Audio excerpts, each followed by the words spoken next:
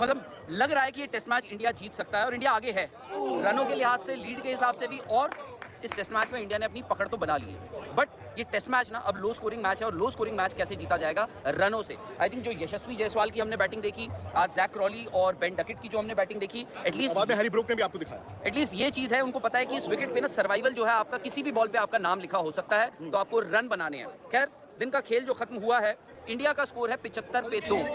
England जो है अब तक 3 कैचेस छोड़ चुका है। यशस्वी जायसवाल को 2 बार उसका फायदा उसका फायदा मिला है यशस्वी जायसवाल को। बट अच्छी बात यह है कि यशस्वी जायसवाल ने वो रन बनाए हैं जो हम बात कर रहे थे। फिलहाल जायसवाल बैटिंग कर रहे हैं 51 रन पर, और वो रन उन्होंने बनाए हैं 49, यानी कि यहाँ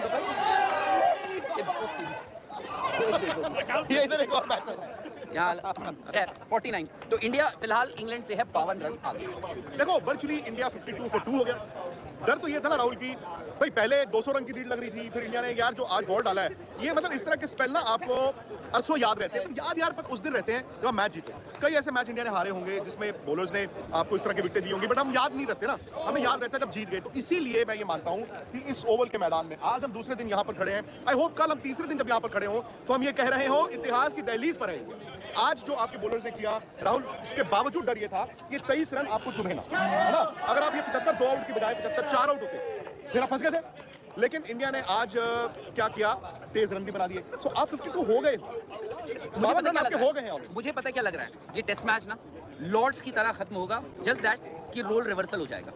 मतलब आप ये कह रहे हैं कि लो स्कोर जो है वो एक अलग तरह की फिनिश लेकर आता, और ये होता भी है। देखो इंग्लैंड वो टीम है राहुल जो 450 रन चौथी इनिंग में बौना बना देते हैं। बट 2 बातें, एक आपने खुद बोला कि कभी कभी जो बीच की स्कोरें होती हैं वो ज़्यादा मुश्किल होती है। दूसरी बात जो शायद ज़्यादा इंपॉर्टेंट है वो है कि बेन स्टोक्स नहीं खेलते। अब मैं ये नहीं है कि बेन स्टोक्स ने बड़े रन बनाए सीरीज में, पर बेन स्टोक्स ना समहाउ मैदान पर एज कप्तान, और वो विश्वास उनको देखकर लगता है कि नथिंग इज इम्पॉसिबल होता है ना यार, बेन स्टोक्स आ जाएगा। अब बेन स्टोक्स है नहीं। सेकेंडली क्रिस वोक्स भी नहीं है। क्रिस वोक्स का नाम होना भी तो उनके लिए झटका है ना। ठीक है, आप एक विकेट कम की बात करते हैं, बट बॉलर भी एक कम है। But for India to make it count, India को क्या करना है, आपको ये जो 3 फास्ट बॉलर्स हैं इनको ज्यादा रोटेट नहीं होने। आपकी 70-80 रन की 1 या 2 पार्टनरशिप आती हैं, तो आप बॉल डाल रहे हो, मैं बॉल डाल रहा हूँ, ये बॉल डाल रहे हैं, उसके बाद कोई ना कोई तो रेस्ट करेगा। तो स्पिनर से बॉल डलवाओगे, क्रिस वोक्स को वहां पर इंडिया बॉल रेस्ट करेगा। तो मेरा मानना है कि I think India have gotten more than what they would have hoped for. Even मैं कहता हूँ, इवन जब हमने उनको ऑल आउट कर दिया, 23 रन की राहुल लीड हो गई, मैं तब भी कह रहा था यार फंस ना जाए भाई, कंडीशंस तो थी। और जायसवाल, थैंक्स टू हिम, सब कहते हैं ना जायसवाल ने शुरू बड़ा अच्छा करते हैं जी, उसके बाद में गिर जाते हैं ना।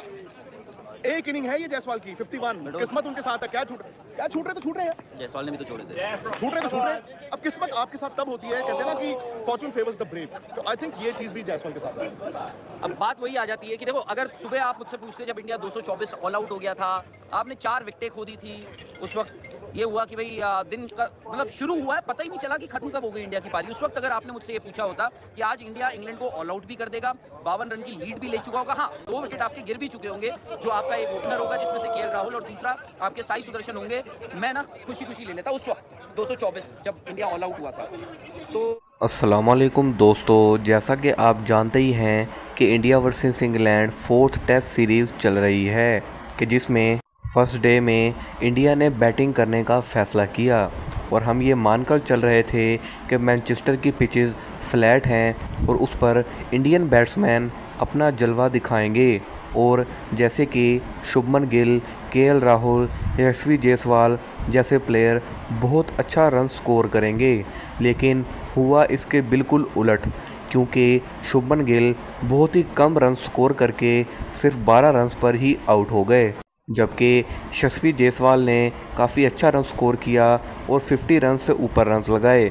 लेकिन जो मेन प्लेयर है इस मैच का वो है साई सुदर्शन, जिसे 3 टेस्ट मैच में बाहर बिठाए रखा सिर्फ़ और सिर्फ करुण नायर के चलते, क्योंकि करुण नायर का कहना था कि मुझे एक मौका दिया जाना चाहिए, लेकिन उन्हें 3 मौके दिए गए, लेकिन फिर भी वो कम बैक नहीं कर पाए, क्योंकि साई सुदर्शन को बाहर बिठाया गया और करुण नायर को आगे लाया गया।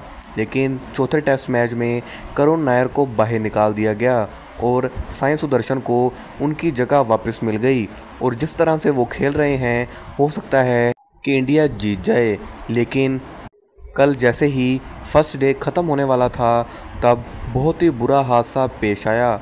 हुआ कुछ यूँ कि जैसे ही इंग्लैंड के बॉलर ने बॉल डाली तो ऋषभ पंत बैटिंग कर रहे थे।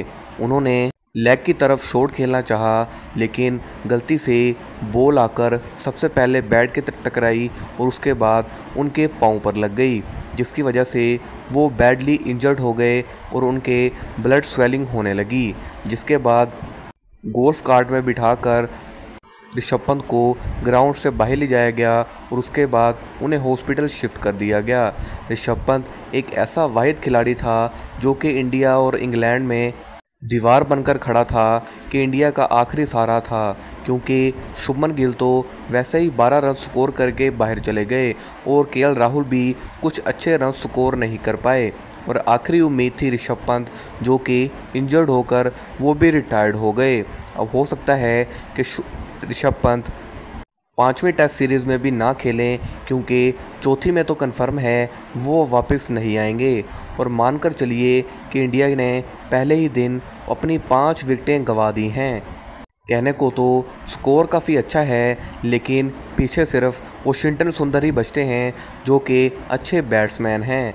अगर वो खड़े हो गए और साथ में रविंद्र जडेजा ने साथ दे दिया तो हो सकता है कि इंडिया विन कर जाए, लेकिन देखने में ऐसा बिल्कुल भी नहीं लग रहा, क्योंकि इंग्लैंड की बॉलिंग जैसे कि बेन स्टोक, जोफ्रा आर्चर और भी ज़्यादा खतरनाक होते जा रहे हैं।